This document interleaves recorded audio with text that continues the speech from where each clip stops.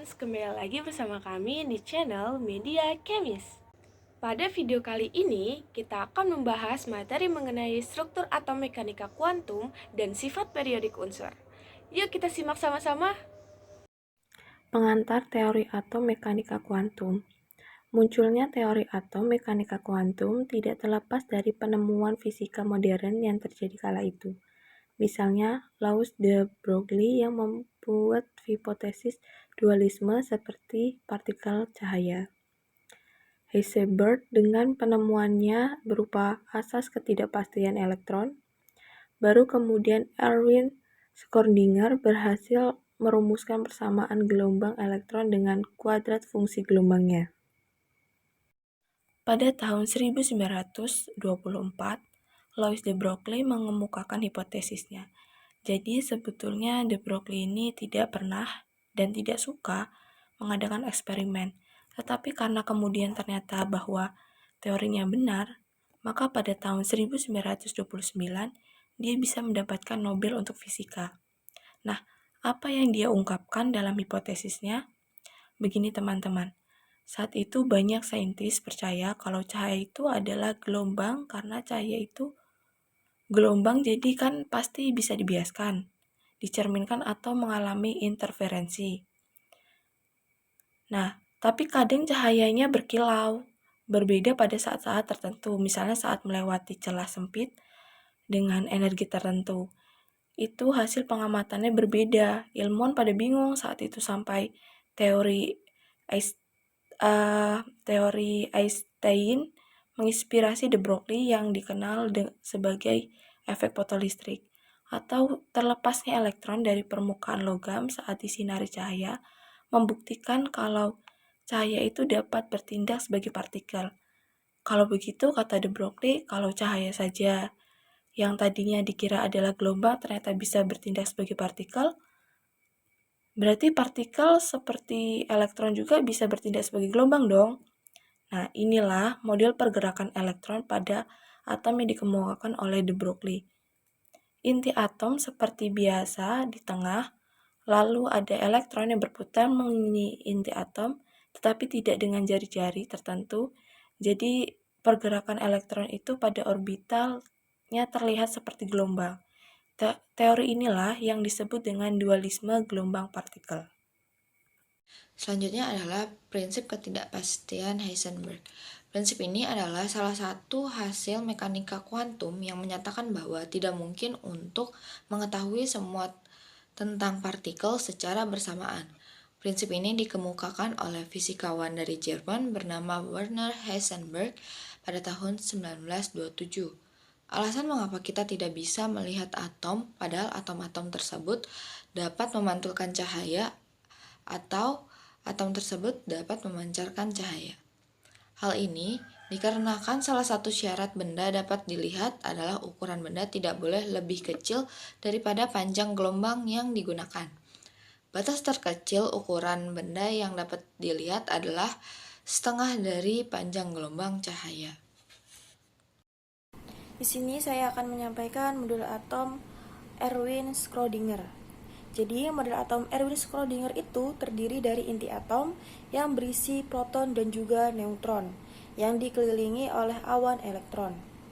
Model ini disebut juga dengan model awan dikarenakan sifatnya yang probabilitas yang mustahil untuk mengetahui posisi dan momentumnya secara bersamaan. Yang selanjutnya yaitu model atom modern merupakan puncak dari eksperimen dan juga penelitian yang dilakukan oleh beberapa ilmuwan yaitu seperti Werner Heisenberg dan Erwin Schrödinger. Paling berjasa karena menemukan sifat probabilitas elektron dan menerapkannya pada atom.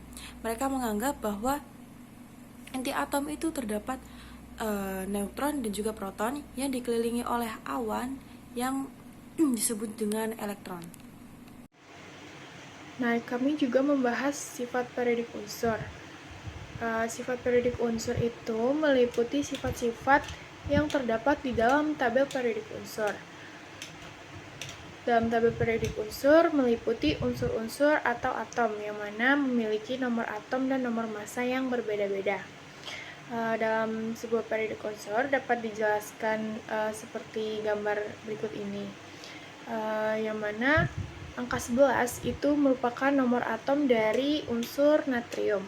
Kemudian Na itu merupakan lambang unsur dari unsur natrium, dan angka yang berada di bawah itu dinamakan nomor massa. Nomor atom menunjukkan jumlah proton dan elektron. Jadi natrium mempunyai jumlah proton 11. Dan jika atomnya netral, dia juga mempunyai elektron 11. Kemudian nomor massa itu menunjukkan selisih antara jumlah proton dengan jumlah neutron. Kita anggap nomor massanya adalah kita bulatkan menjadi 23. Jadi jumlah neutronnya adalah 23 dikurangi 11, yaitu 12. Kemudian Sifat periodik unsur yang kedua adalah jari-jari atom. Dalam gambar tersebut terdapat atom-atom periode ketiga. Diurutkan dari golongan utama, kemudian dilanjut dengan golongan transisi, dan kemudian golongan utama lagi. Dapat kita lihat bahwa jari-jari atom dalam satu periode dari kiri ke kanan terlihat semakin kecil. Hal ini karena dalam satu periode inti atomnya, protonnya itu semakin banyak, sehingga tarikan antara inti atom dengan elektron terluar akan semakin kuat, sehingga atomnya akan semakin kecil. Maka dari itu, jari-jari atomnya dari kiri ke kanan itu semakin kecil. Nah, disajikan juga atom-atom dalam golongan 1A. Dapat kita lihat dalam golongan 1A, dalam satu golongan, jari-jari atomnya meningkat seiring dengan bertambahnya nomor atom. Hal ini bisa terjadi karena dalam satu golongan, tingkat energi dari atom tersebut semakin meningkat, sehingga ukuran atomnya akan semakin meningkat atau semakin besar, yang menyebabkan jari-jari atomnya semakin bertambah dari atas ke bawah. Sifat yang berikutnya adalah jari-jari ion. Disajikan perbandingan ukuran antara atom netral dengan kation maupun anionnya. Yang pertama itu atom beryllium, atom netralnya dengan kationnya. Dapat dilihat bahwa ukuran beryllium itu akan lebih besar daripada kationnya, sehingga jari-jari kationnya itu akan lebih kecil dibandingkan atom netralnya. Hal ini dikarenakan atom netralnya itu melepaskan 2 elektron, sehingga atom netralnya akan kehilangan 2 elektron, sehingga ukuran atomnya akan semakin kecil. Makanya antara atom netralnya dengan kationnya itu akan semakin lebih besar atom netralnya. Nah, yang kedua itu perbandingan ukuran atom Cl, ukuran atom Cl normal dengan ukuran ion Cl-. Dapat dilihat jari-jari anion itu akan lebih besar daripada atom netralnya. Nah, hal ini dikarenakan atom netralnya itu menangkap elektron, sehingga elektronnya bertambah dalam atom tersebut. Makanya ukuran ion Cl-nya akan lebih besar dibandingkan dengan atom netralnya. Sifat periodik yang berikutnya adalah energi ionisasi. Disajikan data energi ionisasi dalam satu periode. Sebelum itu, energi ionisasi sendiri adalah kemampuan suatu atom untuk melepaskan elektron terluarnya dalam fase gas. Nah, di dalam data energi ionisasi ini merupakan golongan alkali atau golongan 1A. Dapat dilihat energi ionisasinya dari atas ke bawah itu semakin kecil. Hal ini dipengaruhi oleh kekuatan inti atom untuk menarik elektron keluarnya. Jadi dalam satu golongan dari atas ke bawah itu inti atomnya itu dalam menarik elektron terluarnya itu semakin lemah. Karena apa? Karena jari-jari atomnya itu semakin panjang, sehingga kekuatannya itu melemah dan menyebabkan untuk melepaskan elektron terluarnya itu dalam keadaan fase gas akan semakin mudah, maka energinya pun semakin rendah.